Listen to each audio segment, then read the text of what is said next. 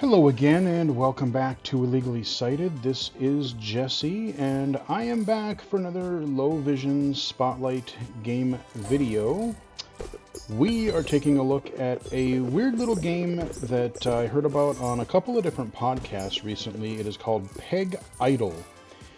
And just by the name, you might be able to infer kind of what it is. It probably is just what you think it is. It is a Peggle-like idle game, you know, the clicker games, those types of things.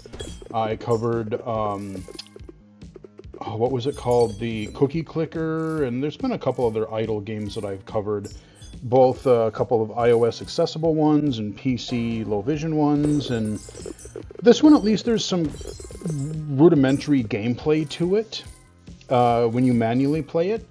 So Peggle, like I covered Peggle on the channel ages and ages ago because that was a game that really got a lot of people addicted in its various forms back in the day. But I also covered this recently. By the time you probably will see this, there's a video out for, what is it called? Nubby's Number Factory. And that's kind of like that, except for that one has a little more gameplay depth to it. You really don't have much of a menu. You just have you have a settings screen here, and there's not even much here, but you can actually, this is definitely a mobile game, and it would fit very well as a mobile game. You literally have Play Store, App Store buttons right in the frickin' settings menu. But you got your different country flags, you got your sound and music volume, your resolution, a couple other options here. You've got, just a couple of basic things. So let's get out of our menu, and just like any Peggle-like game, you have your launcher at the top, you have your various pegs and stuff. This one though, you're not just manually playing it. I can just move my mouse and back and forth and click to launch the different balls, and I'll explain more about that in a second. But you see, if I don't click anything, there's just balls dropping down everywhere and breaking all the pegs. So that's where the idle part comes in. You know, when you start the game, you have to physically click, and then you earn enough money. There's these little different types of balls that you can unlock on the right-hand side of the screen. In your upper part of the playfield, you have your coins, and then you have your, I forget what the red currency is called.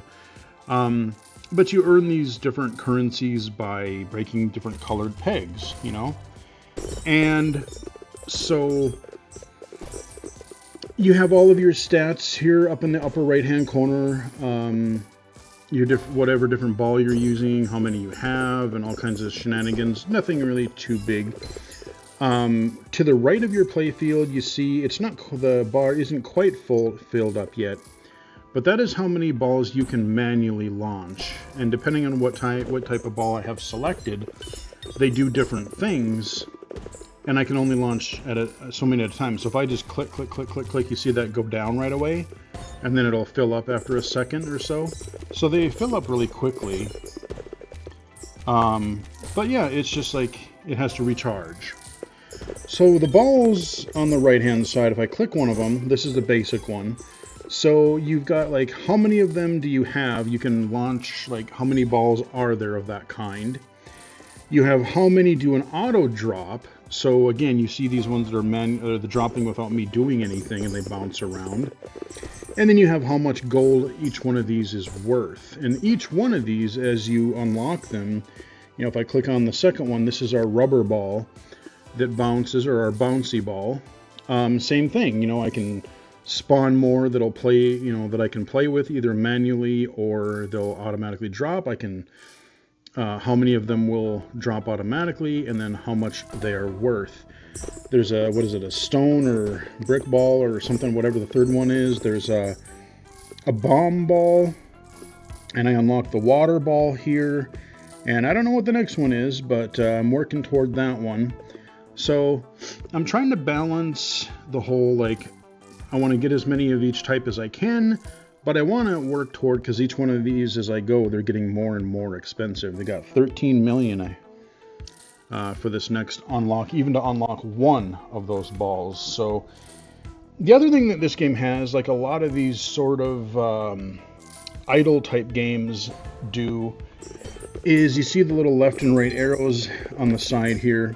I could prestige right now, reset my progress, and then I get taken to this giant skill tree. I mean, it branches everywhere. You start in the middle, and you know, that's how you unlock kind of more starting bonuses. So you start again, but then you progress much more quickly because you get different boosts and bonuses and different things like that. So we're not going to prestige. You probably, I wish I could see the skill tree, but I don't know that I can unless I manually go to unless I actually end the game in prestige. But you see, like I said, I'm not even doing anything, and it's just, you hear all the things going. I don't hear, so I'm launching these, I have the bomb ones right now. And on my keyboard, all I got to do is hit 1, and then that's my regular balls, so I can launch those. 2, those are my red bouncy balls. 3, so I just use my numbers, and I can launch whichever type I want. And depending on the playfield or those last stupid pegs that I'm trying to get to, you may want to use one or the other, you know? If there's really a tricky one, because you see these little spikes and other different shapes that aren't the actual pegs, they don't disappear, so you have to kind of bounce the balls off of those to clear all the pegs. So, and you see how quickly I'm just plowing through these levels, and they kind of cycle, or they kind of, I think they're randomized, or I don't know if they're like random or if they just cycle, but you very quickly see the same patterns of pegs. Like I just saw this one recently. Yeah, I would say there's maybe, I don't know, 4, 5, 6 different patterns. But what I did notice is when you do prestige, I have a different background and there are different peg shapes. I'm playing level 2, so there's similar patterns to what we had in level 1. But there are more of these like unbreakable spikes and pieces like that than was in the first level. So the first level had its own set of, you know, little boards like this. This one has its own set of boards or patterns, and so it looked like there were, I don't know, what was there, like 8 of them at least. So I will be able to unlock more. But really, there's not a lot else to say. There's not a lot else to say. You see the little bucket on the bottom. In addition to the ball upgrades, you can get like the bucket, and then I forget what the other one is down here. But you can also get sort of gold value upgrades. So if they land in the bucket, you'll get more cash if you level that up. So yeah, I mean, I'm just racking up golden points here. So look at this. It was just a full level, and it's almost gone already. Let's see what's left. We got all these little spike. Oh, over here on the left here. There we go. Last little peg. So, you know, you could just mindlessly play this while you were listening to something, or listening to a book, or a podcast or something.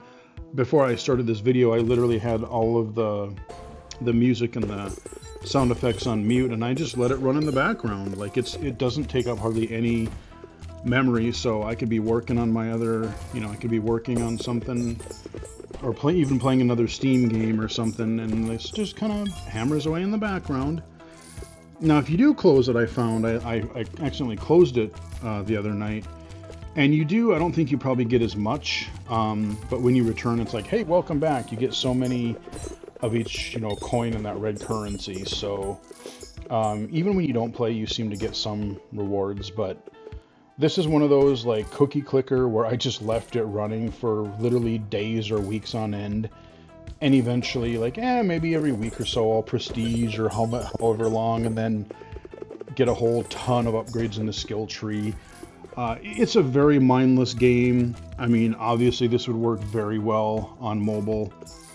I could put it on my iPhone. I mean, especially if it's free, who cares? Now, of course, you know, on mobile you probably have ads.